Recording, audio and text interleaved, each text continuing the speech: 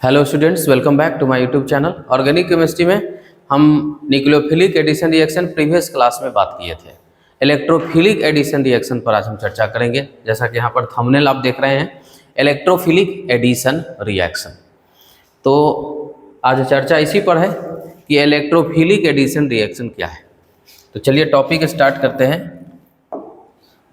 Electrophilic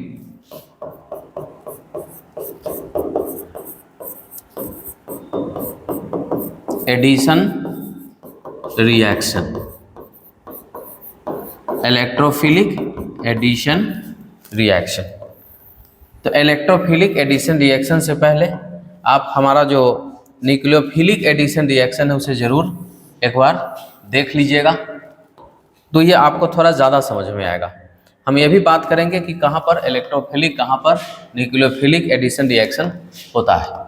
तो इसके लिए हम वहाँ भी बात कर चुके हैं कि अनसिमेट्रिकल पाई क्लाउड सिस्टम में क्या होता है, न्यूक्लियोफिलिक एडिशन रिएक्शन होता है। C double bond O, N double bond O, C double bond N, C triple bond N, उसमें क्या होता है, न्यूक्लियोफिलिक एडिशन रिएक्शन होता है। और डिफिनीशन वाइज अगर हम बात करें तो डिफिनीशन में क्या होगा, वहाँ पर न्यूक्लियोफिलिक एडिशन में था कि न्यूक्लियोफाइल पहले ऐड हो रहा था और इलेक्ट्रोफाइल बाद में ऐड हो रहा था। इलेक्ट्रोफिलिक एडिशन रिएक्शन में क्या होगा, इलेक्ट्रोफाइल पहले ऐड होगा और बाद में न्यूक्लियोफाइल ऐड होगा। ऐसा क्यों होगा, इसका मैकेनिज्म भी हम लोग जानेंगे। In this reaction first electrophile add, पहले इलेक्ट्रोफाइल ऐड होता है एंड देन न्यूक्लियोफाइल।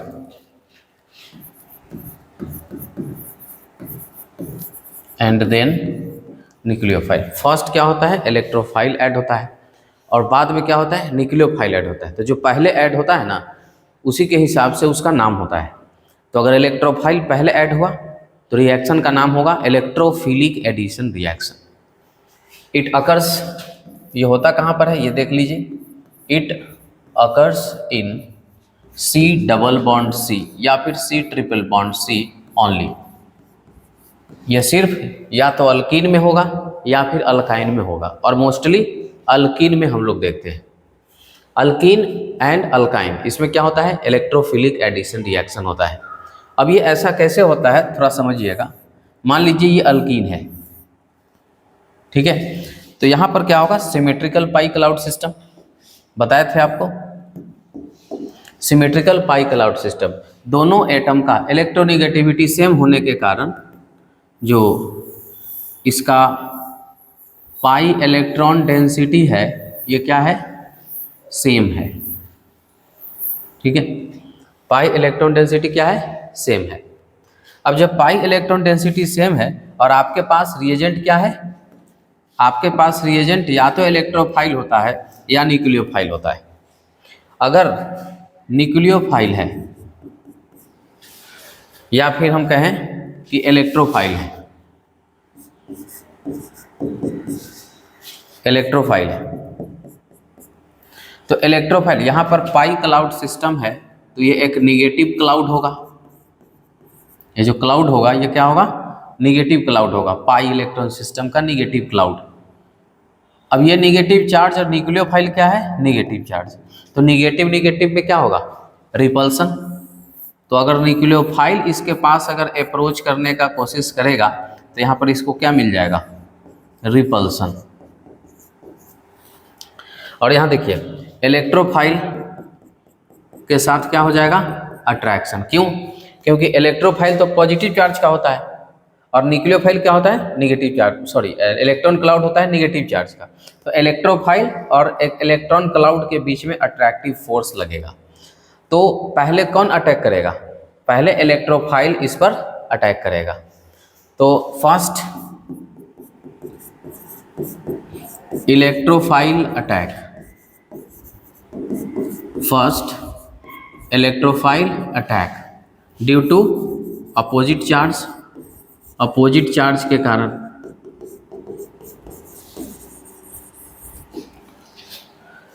जबकि न्यूक्लियोफाइल के साथ अल्कीन का रिपल्सन होता है, व्हाइल repulsion between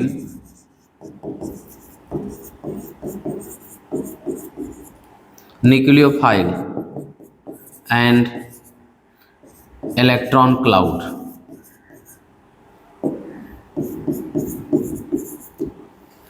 न्यूक्लियोफाइल या फिर इलेक्ट्रॉन क्लाउड के बीच में क्या होता है? रिपल्सन होता है। ठीक है, तो अट्रैक्शन होता है और रिपल्सन होता है। अट्रैक्शन होता है इलेक्ट्रोफाइल का साथ और रिपल्सन होता है न्यूक्लियोफाइल के साथ। तो इसीलिए पहले इलेक्ट्रोफाइल इसमें अटैक करके बॉन्ड बना लेता है और बाद में न्यूक्लियोफाइल अटैक करता है। तो ये हुआ इलेक्ट्रोफिलिक एडिशन रिएक्शन। अब हम लोग इसके एग्जाम्पल को समझते हैं। जैसे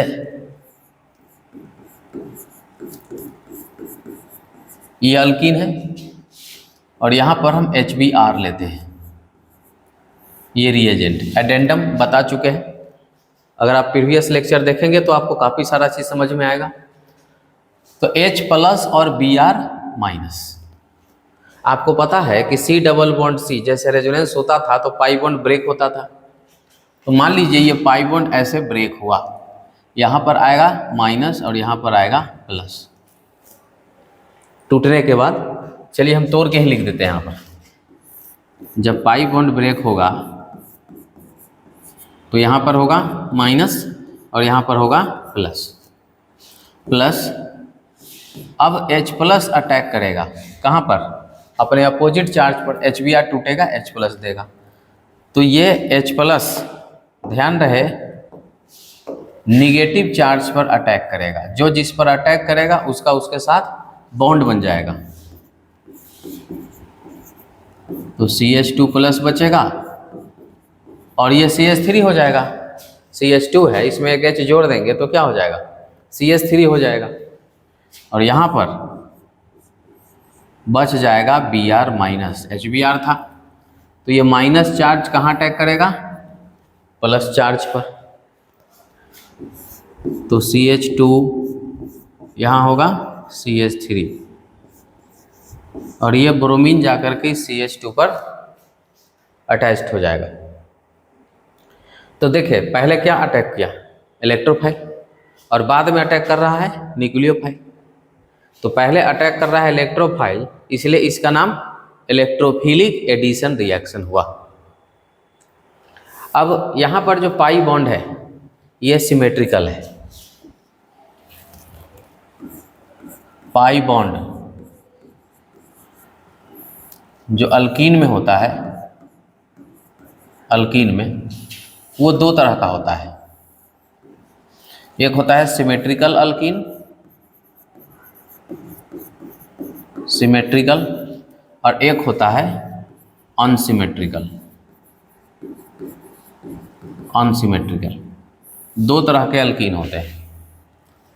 सिमेट्रिकल में क्या होता है? पाई क्लाउड सिस्टम सिमेट्रिकली डिस्ट्रीब्यूटेड होता है। तो जैसे CH2 डबल बॉन्ड CH2, या फिर आप इस डबल बॉन्ड को देखिए, मॉलिक्यूल में आपको सिमेट्रिसिटी दिखेगा। सिमेट्रिसिटी का मतलब आप लोग समझते हैं, दोनों तरफ, दोनों ही कार्बन पर एक जैसा ग्रुप। ठीक है, दोनों ही अल्कीन के दोनों कार्बन पर जब सेम ग्रुप रहे तो इस अल्कीन को हम लोग क्या कहते हैं? सिमेट्रिकल अल्कीन कहते हैं। लेकिन वही अगर अल्कीन में दोनों कार्बन पर डिफरेंट ग्रुप रहे तो उसको हम लोग क्या कहते हैं? अनसिमेट्रिकल अल्कीन कहते हैं। जैसे इसमें देख लीजिए,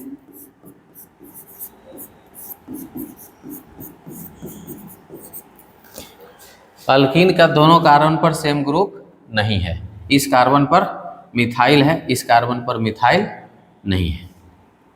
या फिर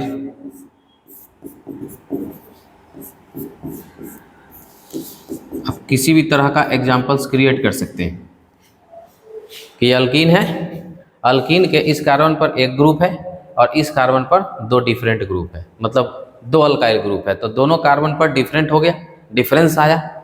तो जब इस तरह से अल्कीन हो कि उनके दोनों ही कार्बन पर एक जैसा सिस्टम ना हो, एक जैसा सिचुएशन नहीं हो, तो उसको हम क्या कहते हैं? अनसिमेट्रिकल अल्कीन कहते हैं। अनसिमेट्रिकल अल्कीन में यहाँ पर आपको मार्कोनिकॉव्स रूल पढ़ना होता है। मार्कोनिकॉव्स रूल दरअसल में ये है क्या? मार्कोनिकॉव्स रूल क्या है? तो मार्कोनिकॉव्स रूल है, ये हमें बताता है कि जो पाई बॉन्ड है इसको किस डायरेक्शन में ओपन करना है ड्यूरिंग द रिएक्शन। जब आप इसमें इलेक्ट्रोफिलिक एडिशन रिएक्शन कर रहे हो तो उसमें पाई बॉन्ड किस डायरेक्शन में खुलेगा उसी की जानकारी मार्कोनिकॉव्स देते हैं। अब चलिए शुरू करते हैं और ध्यान रहे मार्कोनिकॉव्स रूल सिर्फ किसके लिए होता है? अनसिमेट्रिकल अल्कीन के लिए होता है। इसमें आप पाई बॉन्ड किसी भी डायरेक्शन में खोल सकते हैं क्योंकि दोनों ही कार्बन का सिचुएशन क्या है? सेम। चलिए अब आते हैं मार्कोनिकॉव्स रूल।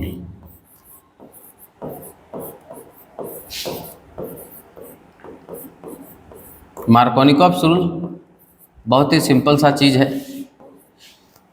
इसको टेक्निकली कैसे याद रखेंगे कि आपको जिधर ज़्यादा हाइड्रोजन दिख जाएगा, देखिए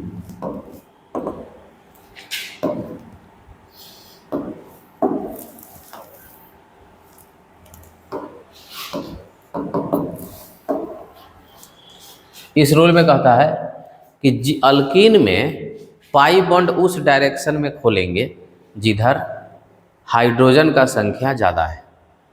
पाई bond should be open in that direction where number of hydrogen atom is maximum on carbon atom. ठीक है, तो ऐसे तो इसको कई तरीक़ा से इसको लिखा जाता है कि मार्कोनिकॉव्स रूल कैसे जस्टिफाई करता है कि आप कार्बोकेटायन बनाइए, the major product will be form by the most stable carbocation intermediate. एक ही बात होता है। देखिए पहले हम इसके बारे में कुछ लिख लेते हैं कि according to this rule pi bond should be open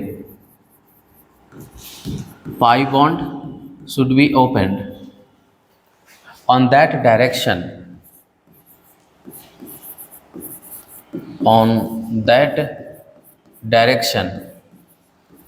where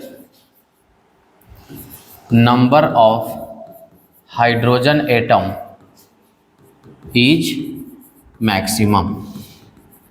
ये एक सिंपल सा टेक्निक है जिससे कि आप मार्कोनिकॉव्स रूल फॉलो करवा सकते हैं। या दूसरा तरीका है इसको लिखने का कि the major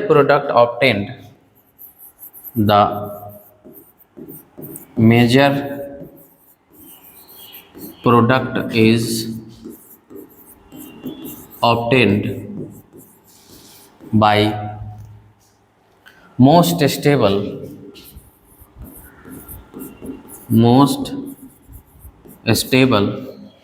carbocation intermediate। most stable carbocation intermediate. तो ये बाद वाला जो है इसको थोड़ा सा हम लोग समझते हैं। मान लीजिए कि आपके पास ये अल्कीन अनसिमेट्रिकल अल्कीन है, ठीक है।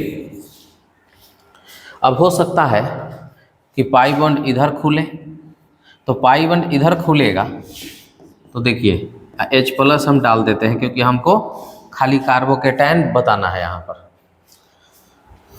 तो CH2 CH3 CH यहाँ पर हो गया प्लस, यानी कि इधर माइनस हो जाएगा और इधर प्लस हो जाएगा। तो माइनस वाले पर H+ रखेंगे तो CH3 हो जाएगा, अब बच जाएगा बीच वाले कार्बन पर पॉजिटिव चार्ज। अब हम दूसरा क्या करते हैं कि पाई बॉन्ड को इस डायरेक्शन में खोलते हैं, ठीक है। तो उसको हम इधर लिखेंगे और येलो कलर से जो तोड़े हैं उसको इधर लिख रहे हैं। तो जब इधर खुलेगा तो इधर प्लस चार्ज होगा, इधर माइनस होगा बीच वाले कार्बन पर। तो बीच वाले कार्बन पर जब माइनस होगा तो H+ के साथ अटैच करके CH2 बना लेगा, बच जाएगा साइड वाले कार्बन पर पॉजिटिव चार्ज। तो इसका ये कार्बोकेटायन बनेगा, साइड में ये देखिए, तो अगर आप राइट शिफ्टिंग करते हैं तो इस तरह का कार्बोकेटायन बनता है, और यह कार्बोकेटायन 2 डिग्री है, और 2 डिग्री क्या होता है? Most stable. और अगर आप पाई बॉन्ड को लेफ्ट साइड शिफ्टिंग करते हैं तो इस तरह का कार्बोकेटायन बनता है, यानी कि 1 डिग्री, और ये क्या होता है? Least stable. तो क्यों ऐसा लिखा गया कि अगर आप पाई बॉन्ड को उस डायरेक्शन में खोलते हैं जिधर कार्बन पर ज़्यादा हाइड्रोजन है, अब इस कार्बन पर 1 हाइड्रोजन है और इधर इस कार्बन पर 2 हाइड्रोजन है, तो जिधर ज़्यादा हाइड्रोजन है उधर खोलेंगे तो मोस्ट स्टेबल कार्बोकेटायन आपको मिल जाएगा, जो देगा आपको stable product, gives stable product, gives major product, major या स्टेबल प्रोडक्ट। और जो ये क्या देगा? Gives minor product. इस तरह से ये माइनर प्रोडक्ट देगा, ये मेजर प्रोडक्ट देगा। तो इसीलिए कहा गया कि पाई बॉन्ड को अगर आप उस डायरेक्शन में खोलते हैं जिधर हाइड्रोजन ज़्यादा है, क्या देगा? स्टेबल प्रोडक्ट देगा, या फिर स्टेबल कार्बोकेटायन इंटरमीडिएट से प्रोडक्ट बनेगा, और वो कहलाएगा मेजर प्रोडक्ट। ठीक है, तो क्लास 11th के मैकेनिज्म से ही क्लास 12th का ऑर्गेनिक केमिस्ट्री अच्छे से आपको समझ में आएगा, तो इसलिए ये मैकेनिज्म आप जरूर समझ लीजिएगा। तो ये मार्कोनिकॉव्स रूल है। अब चलिए मार्कोनिकॉव्स रूल पर कुछ सवाल करते हैं। Problems on Markovnikov's rule, problems on Markovnikov's rule.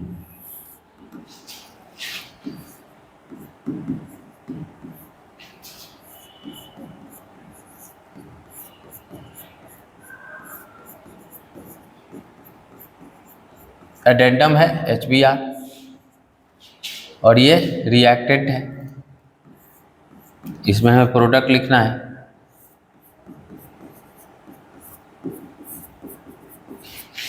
तो आप क्वेश्चन को बना भी सकते हैं,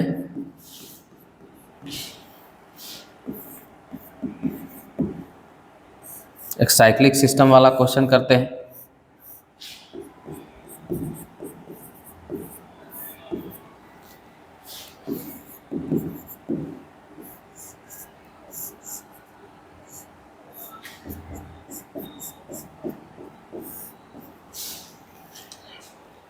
तो आप लोग वीडियो को पॉज करके इसके प्रोडक्ट को लिख करके देखिए।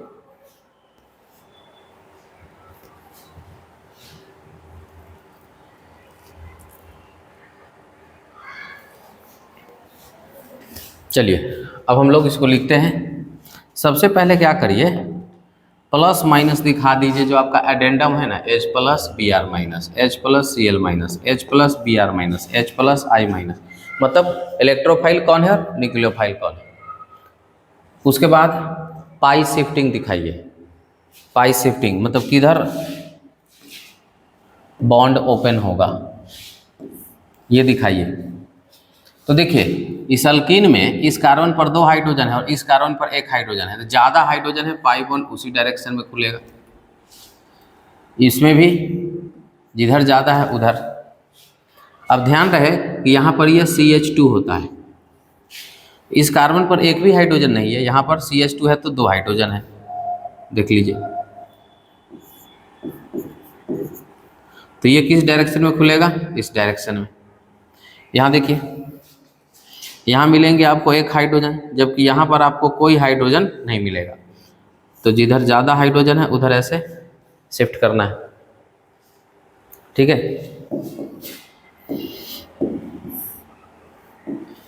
चलिए अब इसका प्रोडक्ट लिखते हैं। प्रोडक्ट लिखना कैसे है? पाई बॉन्ड हटा दीजिएगा, पाई बॉन्ड हटा देना है, और जहाँ पर माइनस है वहाँ पर प्लस को जोड़ दीजिए, और जहाँ प्लस बनेगा वहाँ माइनस को जोड़ दीजिए। जैसे इस कार्बन पर माइनस होगा तो H प्लस को ले आइएगा, और इस कार्बन पर प्लस होगा तो Br माइनस को जोड़ दीजिएगा। तो हमारा प्रोडक्ट इस तरह से होगा, CH3 और CH पर, चूँकि इस पर पॉजिटिव चार्ज है तो Br माइनस अटैच होगा, और CH2 पर प्लस होगा तो माइनस होगा तो वहाँ पर H प्लस आकर के CH3 बना लेगा। इसी तरह से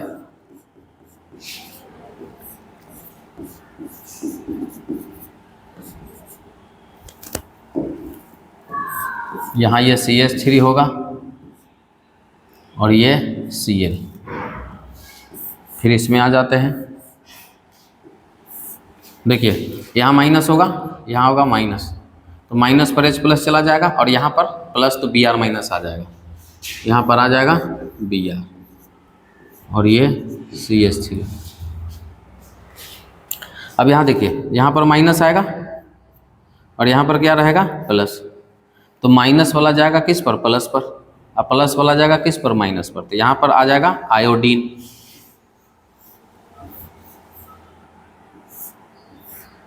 आयोडीन इस तरह से। तो ये है मार्कोनिकॉव्स प्रोडक्ट। जब भी अल्कीन का प्रोडक्ट लिखिए तो वहाँ पर अनसिमेट्रिकल अल्कीन अगर है तो वहाँ पर आपको मार्कोनिकॉव्स रूल अप्लाई करना पड़ेगा। ये बात एकदम ध्यान में रख लीजिए कि अगर अल्कीन में अनसिमेट्रिकल सिस्टम है तो वहाँ पर बिना मार्कोनिकॉव्स रूल का कोई प्रोडक्ट नहीं होगा। यानी मार्कोनिकॉव रूल अल्कीन के साथ साथ चलता है, ये एकदम ध्यान रख लेना है। इसमें एक होता है anti Markovnikov's product, anti Markovnikov's product, यानी कि जो मार्कोनिकॉव रूल है ना उसका उल्टा।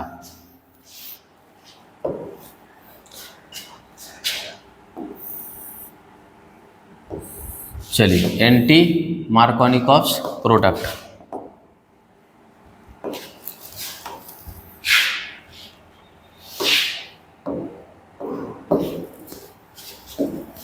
देखिए एंटी मार्कोनिकॉव्स, सॉरी यहाँ पर भी होगा, एंटी मार्कोनिकॉव्स प्रोडक्ट। इसमें क्या होता है कि मार्कोनिकॉव रूल में आप क्या करते थे कि जिधर ज़्यादा हाइड्रोजन है उधर आप पाई बॉन्ड को ओपन करते थे। एंटी मार्कोनिकॉव में क्या होता है कि जिधर हाइड्रोजन कम है उधर हम लोग पाई बॉन्ड को शिफ्ट करते हैं। यानी कि आप समझ लीजिए कि ये कहाँ पर लगेगा, ये सिर्फ HBr पर लागू होता है। एंटी मार्कोनिकॉव सिर्फ किसके लिए है, HBr, हाइड्रोजन ब्रोमाइड के लिए, और वो भी कब, अगर वहाँ पर परऑक्साइड दिया हुआ है। इसे हम खरास इफेक्ट के नाम से भी जानते हैं। It is also called Kharasch effect.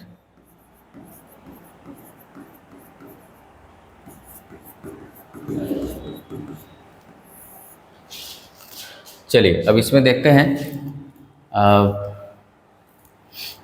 This rule is applicable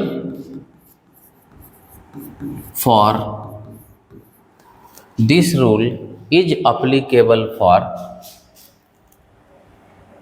HBr only, HBr only in presence of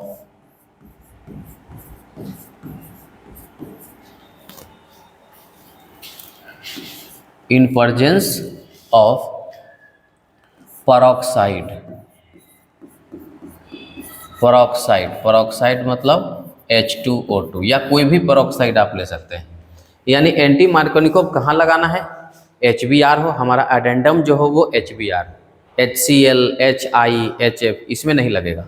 addendum हमारा क्या होना चाहिए, HBr होना चाहिए, हाइड्रोजन ब्रोमाइड होना चाहिए, तभी ये लगेगा। और उसके साथ पेरोक्साइड होना चाहिए। जैसे ये अनसिमेट्रिकल अल्कीन है, हम इसमें HBr डालते हैं और HBr के साथ साथ पेरोक्साइड डालते हैं। तो जो बॉन्ड इस डायरेक्शन में खुलता था, इस डायरेक्शन मतलब जिधर ज़्यादा हाइड्रोजन है खुलता था, अब ये खुलेगा जिधर कम हाइड्रोजन है उधर। यहाँ बनने लगेगा माइनस, यहाँ बनने लगेगा प्लस। अब H प्लस Br माइनस टूटता है, पता है आपको। अब माइनस पर क्या आएगा, H प्लस, और प्लस पर क्या आ जाएगा, Br माइनस। देखिए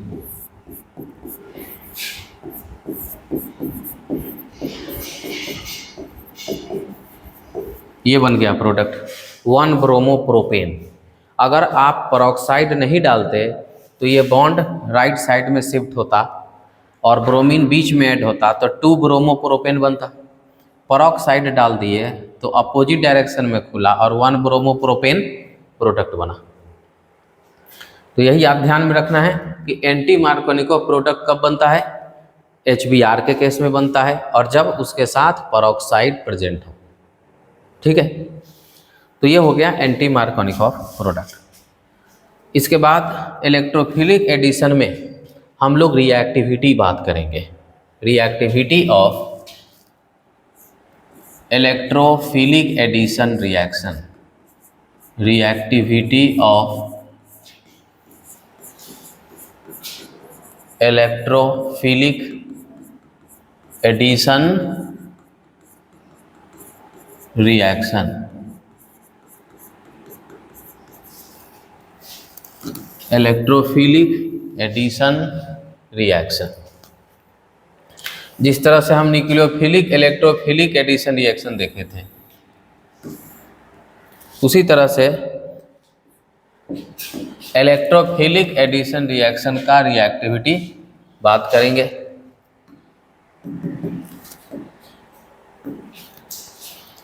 चलिए इसको समझते हैं पहले। जैसे ये अल्कीन सिस्टम है, ये है अल्कीन और इसमें आप डोनर ग्रुप भी लगा सकते हैं, एक्सेप्टर ग्रुप भी लगा सकते हैं।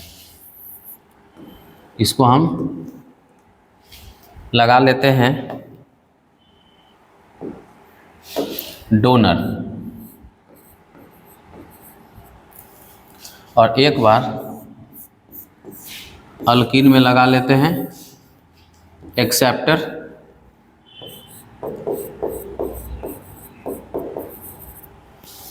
ठीक है, तो डोनर ग्रुप अगर लगाएंगे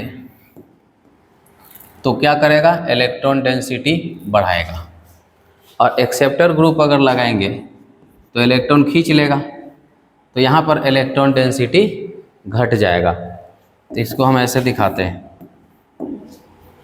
यहाँ पर इलेक्ट्रॉन डेंसिटी कम है और यहाँ पर इलेक्ट्रॉन डेंसिटी ज़्यादा है। इसको लिखते भी चलेंगे कि मैक्स पाई इलेक्ट्रॉन डेंसिटी और इसमें लिखेंगे मिनिमम पाई इलेक्ट्रॉन डेंसिटी। तो इसमें मैक्सिमम पाई इलेक्ट्रॉन डेंसिटी और इसमें मिनिमम पाई इलेक्ट्रॉन डेंसिटी। अब अगर इलेक्ट्रोफाइल को अट्रैक्शन करना होगा, अट्रैक्शन तो खैर दोनों में करेगा, इसमें भी करेगा और इसमें भी करेगा, दोनों में करेगा अट्रैक्शन। तो यहाँ ज़्यादा अट्रैक्शन होगा, क्यों? वहाँ ज़्यादा अट्रैक्शन क्यों होगा? वहाँ ज़्यादा अट्रैक्शन इसलिए होगा क्योंकि यहाँ पर निगेटिव डेंसिटी ज़्यादा है। Strong attraction, strong attraction with electrophile. यहाँ पर पाई इलेक्ट्रॉन डेंसिटी कम है क्योंकि इसमें से इलेक्ट्रॉन निकल गया है, किसी ने निकाल दिया एक्सेप्टर, तो यहाँ पर अट्रैक्शन कम होगा। वीक अट्रैक्शन,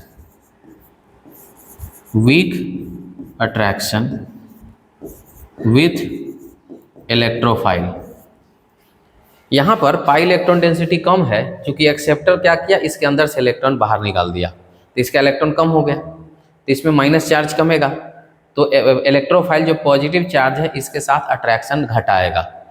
यहाँ पर पाई इलेक्ट्रॉन डेंसिटी बढ़ गया, कैसे? किसी डोनर ने इस इलेक्ट्रॉन को बढ़ाया, तो माइनस चार्ज बढ़ा तो पॉजिटिव के साथ स्ट्रॉन्ग अट्रैक्शन करेगा।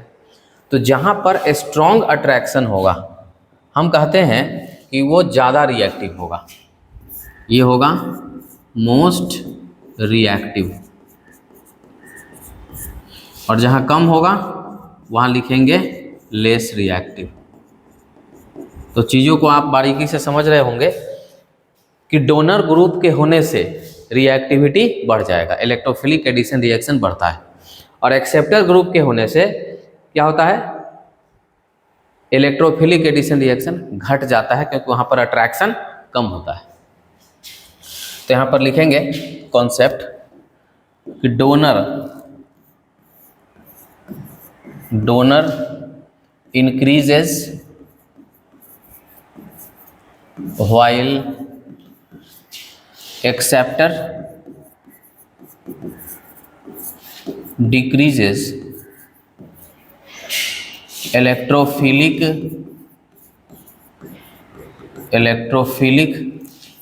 Addition reaction. ठीक है, डोनर बढ़ाता है और एक्सेप्टर घटाता है इलेक्ट्रोफिलिक एडिशन रिएक्शन को। ठीक है, तो यही रिएक्शन मैकेनिज्म है इलेक्ट्रोफिलिक एडिशन रिएक्शन का और उसके रिएक्टिविटी का। माने डोनर में आप जानते हैं +M या फिर +H या फिर +I, ये क्या है? ये डोनर होते हैं, ये डोनर है। तो directly proportional to reactivity of alkene -M -H -I, ये डायरेक्टली, ये इन्वर्सली प्रोपोर्शनल होता है रिएक्टिविटी की, inversely proportional to reactivity of alkene. ठीक है, प्लस वाला डोनर, माइनस वाला एक्सेप्टर। तो डोनर रिएक्टिविटी को बढ़ा देता है और एक्सेप्टर रिएक्टिविटी को घटा देता है। ये पूरा थ्योरी है। अब इसी थ्योरी पर हम कुछ प्रॉब्लम्स कर लेते हैं, जैसे find the electrophilic reactivity towards alkyne, towards following alkyne.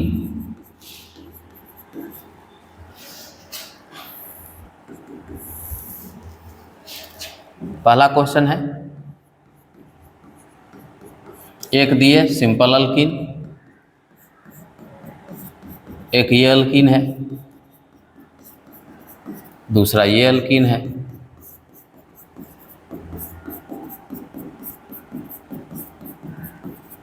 और चौथा मैक्सिमम अल्काइल ग्रुप वाला अल्कीन है। तो इसमें इलेक्ट्रोफिलिक रिएक्टिविटी क्या होगा?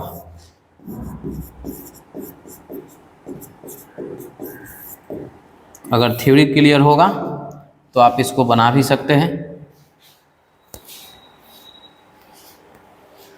आपको क्या करना है, अल्कीन को देखना है।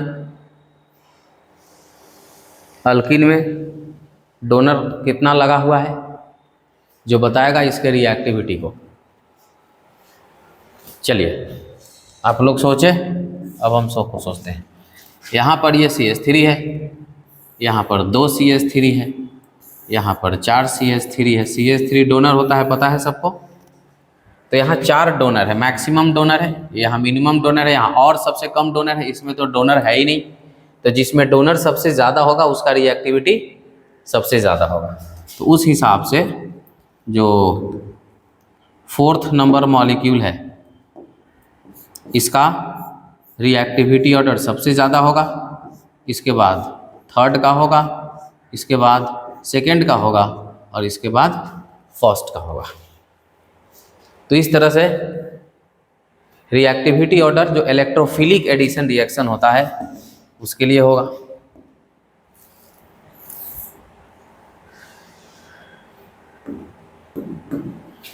दूसरा सवाल, एक साइक्लिक सिस्टम पर हम लोग बात कर लेते हैं।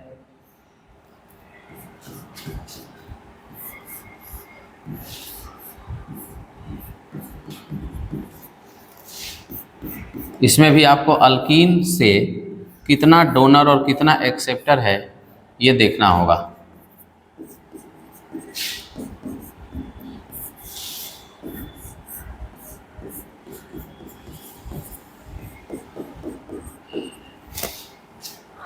यहाँ पर हमको इलेक्ट्रोफिलिक रिएक्टिविटी पता करना है।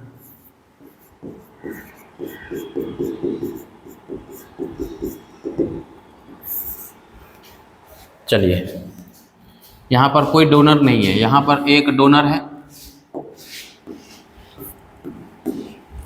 यहाँ पर एक डोनर, यहाँ पर दो डोनर है और यहाँ पर एक्सेप्टर है। हम यहाँ पर इसके इफेक्ट का चर्चा कर लेते हैं। CH3 प्लस H इफेक्ट करता है, प्लस H इफेक्ट करता है रेजोनेंस के कारण। NO2 माइनस M इफेक्ट करता है। माइनस M के लिए मतलब क्या हो गया, एक्सेप्टर।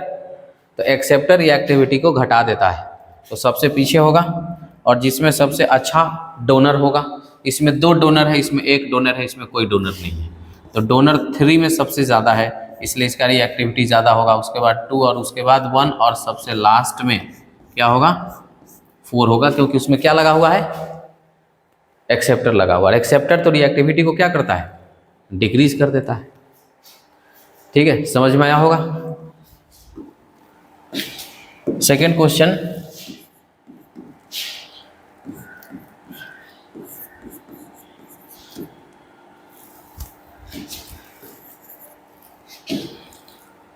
अगर एक डोनर है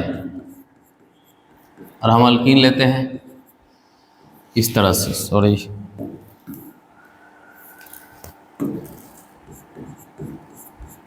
दो डोनर इस तरह से है और 1 मिनट, जब दो डोनर होगा तो अल्कीन में ज्योमेट्रिकल आइसोमर होता है। अगर हम ज्योमेट्रिकल आइसोमर को लेकर के चर्चा करें तो ऐसा करते हैं, CH3 CH double bond CH2, फिर हम दो डोनर लगाते हुए एक मॉलिक्यूल बनाते हैं और अब हम जो लिखेंगे उसमें सिस और ट्रांस करके लिखेंगे। ये सिस है तो ही डोनर, लेकिन ये सिस है और ये ट्रांस है। ज्योमेट्रिकल आइसोमर जाकर के लेक्चर बना हुआ है, उसको देखिएगा आइसोमेरिज्म चैप्टर में। GOC फर्स्ट पार्ट में आपको मिलने वाला है, अभी चल रहा है ये GOC सेकेंड पार्ट। ठीक है, तो सभी वीडियोज के प्लेलिस्ट अवेलेबल है। प्लेलिस्ट बनाया गया हुआ है GOC 1 GOC 2 नाम से, और GOC 1 में आपको टॉपिक मिल जाएगा रेजोनेंस। चलिए, यहाँ पर इलेक्ट्रोफिलिक रिएक्टिविटी देखा जा रहा है।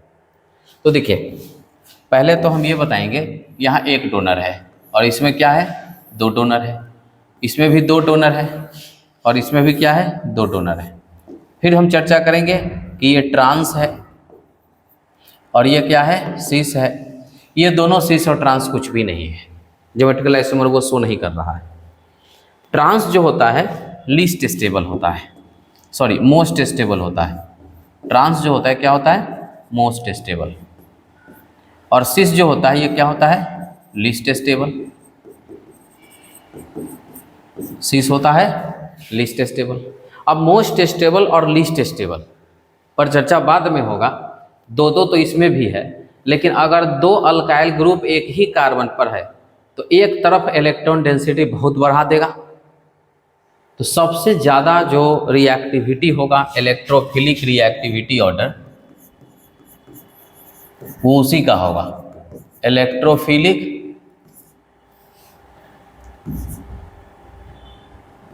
Reactivity order. तो इलेक्ट्रोफिलिक रिएक्टिविटी क्या होगा, देखिए 2 नंबर का सबसे ज़्यादा रिएक्टिविटी होगा कि दोनों अल्काइल ग्रुप एक ही कार्बन पर है तो डेंसिटी एकदम से बढ़ा देंगे। तो सेकेंड का, अब देखिए इसमें दो ग्रुप है, फर्स्ट वाला सबसे लास्ट में होगा क्योंकि उसमें एक ही डोनर है। तो अब हम 3 और 4 में डिसाइड करते हैं। जो ज़्यादा स्टेबल होगा वो रिएक्टिव कम होगा, वो रिएक्शन कम करेगा, और जो लीस्ट स्टेबल होगा वो ज़्यादा रिएक्टिव होगा। लीस्ट स्टेबल कैसे, दोनों मिथाइल ग्रुप रिपल्सन करता है सेम साइड होने की वजह से, इसलिए ये हो जाता है लीस्ट स्टेबल। और जब लीस्ट स्टेबल होगा तो इसका रिएक्टिविटी ज़्यादा होगा। तो रिएक्टिविटी के मामले में 3rd नंबर आगे रहेगा, 4 हो जाएगा पीछे, और फर्स्ट नंबर सबसे पीछे रहेगा। ये ऑर्डर होगा। तो इसी तरह से हम इलेक्ट्रोफिलिक एडिशन रिएक्शन, इसमें होने वाले मार्कोनिकॉफ और एंटी मार्कोनिकॉफ रूल, और फिर इलेक्ट्रोफिलिक रिएक्टिविटी, अल्कीन के रिएक्टिविटी ऑर्डर को हम लोग इसी तरह से एक्सप्लेन करते हैं और जस्टिफाई करते हैं। ठीक है, हाइड्रोकार्बन में अल्कीन का और भी ज़्यादा रिएक्शंस देखने को मिलता है, लेकिन ये एक बेसिक रिएक्शन मैकेनिज्म है। तो ये था इलेक्ट्रोफिलिक एडिशन रिएक्शन। इसी के साथ आपका एडिशन रिएक्शन खत्म होता है। तो एडिशन रिएक्शन खत्म हुआ तो हमने रिएक्शन मैकेनिज्म में अब बात कर लिया सब्स्टिट्यूशन, एलिमिनेशन, एडिशन, तो तीनों रिएक्शन कंप्लीट हो गया। अब इसके बाद जो सेशन चलने वाला है वो एक एरोमेटिक रिएक्शन का चलने वाला है, इलेक्ट्रोफिलिक एरोमेटिक सब्स्टिट्यूशन। इस पर हम बात करेंगे बहुत डिटेल में अगले क्लास में। आज के लिए इतना ही, थैंक यू।